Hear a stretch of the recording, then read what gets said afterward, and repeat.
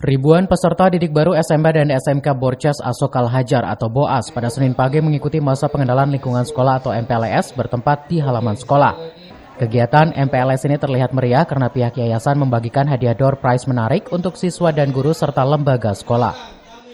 Kepala SMA Taruna Terpadu 1 Rohmat TZ mengatakan kegiatan MPLS hari kedua ini menampilkan berbagai kreativitas siswa yang mengikuti ekstrakurikuler. Kegiatan tersebut juga diisi dengan pengenalan sekolah dan menebar benih ikan di area setu sekolah, serta memberikan materi tentang motivasi anak sekolah.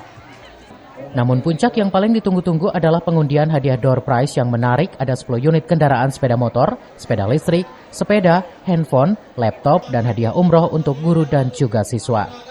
Pertama kita kemarin pembukaan MPLS, kemudian ada materi Biaka Mandala, memperkenalkan kepala sekolah, struktural, staf pengajar, kemudian lingkungan sekolah. Kemudian di hari kedua ini ada tabur benih ikan untuk danau sekitar.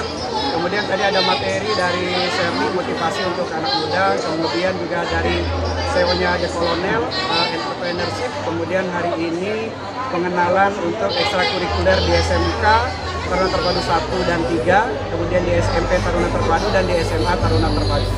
Kemudian hari ini puncaknya nanti pemberian door prize, karena nanti akan diumumkan. Baik, silakan yang mau ikut eskul basket itu di stand di sana ya. Kegiatan MPLS yang dilaksanakan selama 2 hari itu rencananya akan dilanjutkan kembali dengan kegiatan lainnya seperti bakti sosial di lingkungan sekolah. Dari Kemang, Kabupaten Bogor, Suhanda Abriji melaporkan.